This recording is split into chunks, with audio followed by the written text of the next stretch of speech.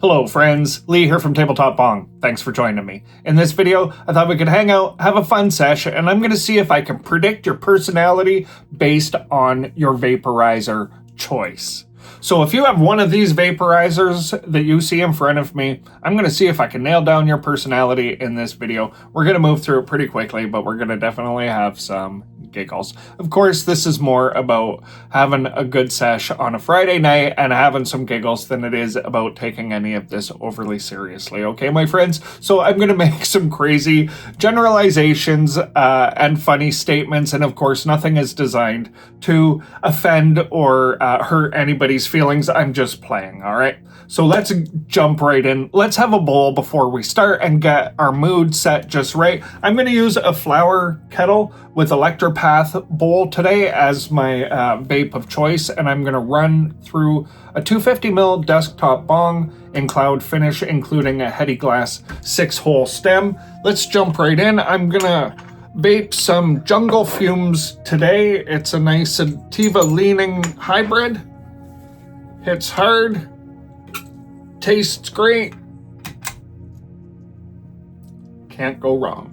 All right, and then we're going to start with talking about Mighty Plus users first. Cheers.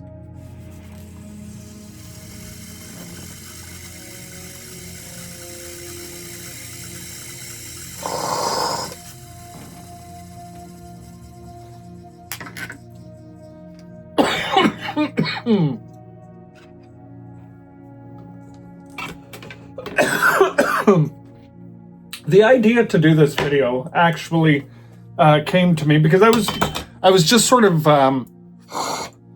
thinking to myself one day, just being sort of silly in my own mind, wondering if I could actually pick a vaporizer for people based on their personality. If they could just answer some qualifying questions, if I could just boom and hand them the right vaporizer. So that's kind of what got me thinking about this. So I just kind of put a funny spin to it.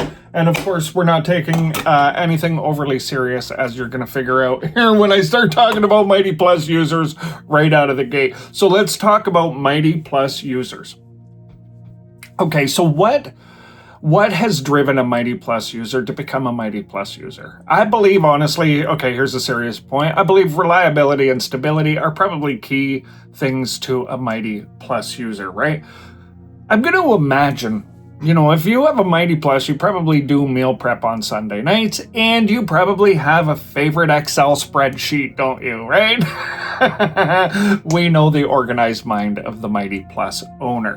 When you picked up your Mighty Plus, you didn't think about buying a vaporizer. What you thought about getting was a German engineered life partner. You knew what you were doing. So actually, okay, all goofing around aside, typically a Mighty Plus user is going to value a few things: consistency, control, and clouds. Right? You're not going to be somebody who's into the trendy vapes. You know what you want.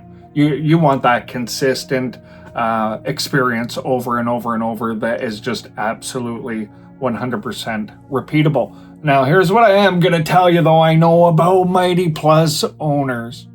Somewhere along the way, if Mighty Plus is your passion vape, I promise you have bragged about the battery life. If you're Mighty Plus, I promise you've done that. So there you go. Let me see. Let me know in the comments if you have a Mighty Plus and that's your passion vape. Did I get any of it right? Let's move forward and let's talk about DynaVap users next, shall we? Nobody's safe, my friends. Nobody's safe. Okay, DynaVap users. Okay, the fact, you are definitely somebody who values the ritual, right? Because there is definitely a ritual that goes along. You're somebody who really does understand and appreciate the torch experience, the click, the entire ceremony that goes along with heating a DynaVap, okay? And I know that that's absolutely true. Now, here's something else I know that is true about people who are passionate about DynaVaps. If you're passionate about DynaVaps and you're at a party, somehow, somewhere along the way, you have slipped in a conversation about induction heaters. and it was never prompted. I know you've done it. I know you have. How do I know? Because I have. But here's, okay, let's get a little more serious for a second. DynaVap users, if you are part of the Dynaverse, you are looking for more than just a traditional, repeatable experience. What you want to do is you actually want to create the experience, right? You don't just want to turn on a vaporizer and have it do the same thing it did the last time. You want to create that experience each and every time. You're probably also the person somewhere along the way that could say to their friends about something, yeah, I'm not into that. I don't really like electronics all that much. And have them look at you and go, no, I know that, dude. I know. Respect, right? Like, and have them actually mean respect because of the way you do it. You don't, you're not kind of like a bitch about it. You just, that's how it is, right? You're just not big on the electronic thing. And that's totally cool. All right, my friends. So that is the personality, I would say, of those playing in the Dynaverse. All right. Let's pick on Arizer lovers for a minute, shall we? And my friends, while I'm picking on everybody here, I want you to know I've been basically all of these things, maybe except one of these things for sure, but I'm living in all of these zones all of the time. So as I pick on everybody, I'm picking on myself at the same time. All right. In the name of that, let's talk about Arizer, Solo, and Extreme Q users. All right, if you're using an Arizer Solo or an Extreme Q2, here's what I know about you. You are old school AF. That I know about you. You are nostalgic and you know how to make things last. There is a personality that goes along with this. And let me tell you what, I totally understand that. I totally get it. You don't really care at all about trends. What you care about truly is results. Here's what I know about Arizer users. Typically, Arizer users have been holding it down for a number of years on the glass stem systems. Other things come and go, and there's all these trends and flash and all this stuff, and there's the Arizer user with the glass stem just sipping away saying, I don't understand, man. This was a great value. It's great flavor. I love everything about this. Why would I change this? It still works perfect, right? That is you. And I absolutely love it because I have absolutely been that person. Probably still would be to a certain degree. If I wasn't so fortunate to have all of these different things available to me. All right, let's talk about PAX users. All right, PAX users, let's talk about you. Portability and appearance, that has to be absolutely a number one to you, right? Like top of the list, let's have a bowl. It's time for another one.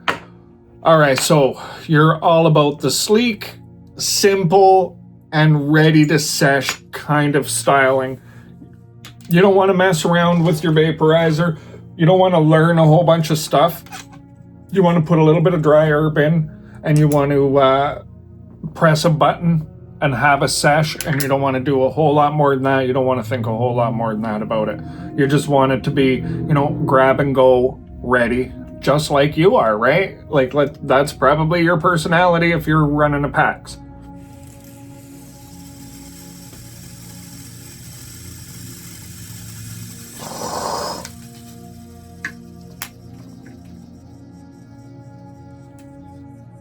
Okay, so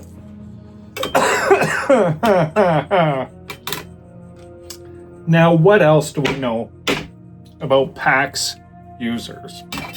Here's what I know about PAX users. You secretly just wish it hit a little bit harder. I think every PAX user just wishes just for a little bit more out of it than they get. But not enough to give up all of the other features, advantages, and benefits of using a PAX, but there's still that little, I just secretly wish I could get just a bit bigger of a rip.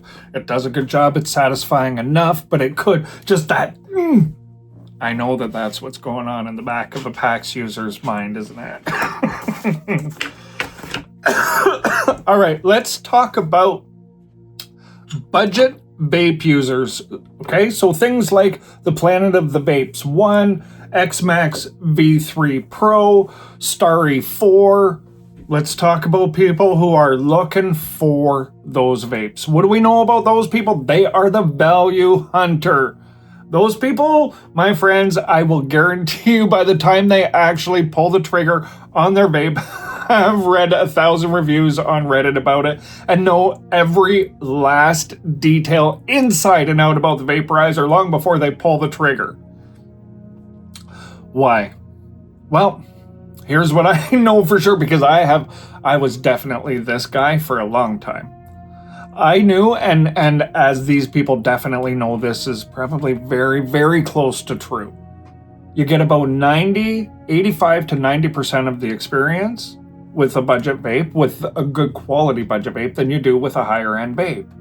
But you only pay like 30% as much for it. So the people who have, are on the real budget value vape hunt, they've come to learn this, and they know what's up.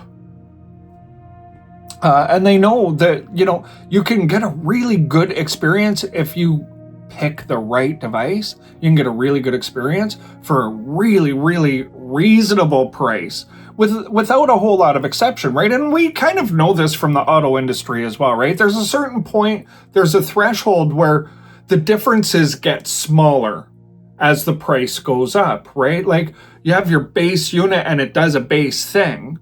And then, the more you spend, just the better, the smoother, the cleaner the experience is overall. But I mean, you still have the threshold, right? So if you pick properly and you pick just the right vape at the right price, you can get as close to that top level without spending as much, without spending nearly as much, I guess, as some of the other vapes, and there's not that many compromises. So the budget vape hunter is the person who is taking the time to learn which device that is and really, really researching it, right?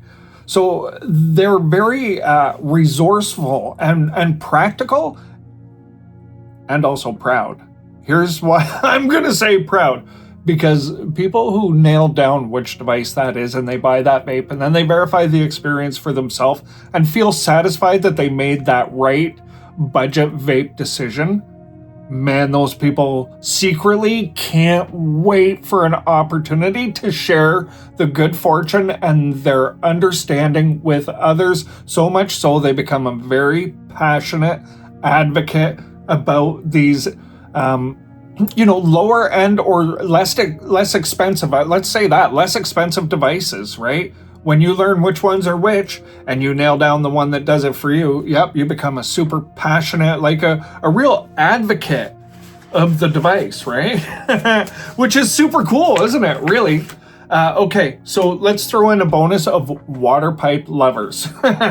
Here's what I know about people who love water pipes like I do. A water pipe lover will tell you this one thing every time, no matter what vaporizer you bring near them, no matter what conversation you have, it's always better with water. Just put it through water, run it through water, run it through my bong. Let's put it through water. Oh, can you attach a bubbler to that? Oh, what else can we do? And those people have all kinds of water pipe adapters and bubblers and recyclers and reclaim catchers and all kinds of bits and pieces always around because, oh man, they know, they get it. This is it, right? You never know. They might even have a TableTop Bong kicking around now. What these people know is that if you have this kind of love for water pipes and you understand how to really dial in and tune in the experience with your vaporizer, whether you're using a portable vape or a ball vape or, other things in between like a Volcano or an Extreme Q2, it doesn't really matter. I mean, any of these vaporizers, you can dial in a much bigger experience using a water pipe. So of course, water pipe adapter or water pipe lovers also become very passionate about what they're doing because in the end, I mean, a water pipe lover understands that if you run something through water, you can take more rips off the same bowl, you can run higher temperatures, get bigger experiences, bigger clouds, less coughing, all kinds of different things, and they become definitely an advocate of it as well, much like the budget vape lover. So there you go, my friends. Those are the basic personality traits that I've come up with that I thought I would see if I nailed it on any of these with the vape community out there. So let me know in the comments, how did I do? Did I get even close on any of them? And you know what, friends? I hope you enjoyed this because, of course, I was just more spoofing than anything and just taking some stereotypes and having some fun. All right, until next time, take care.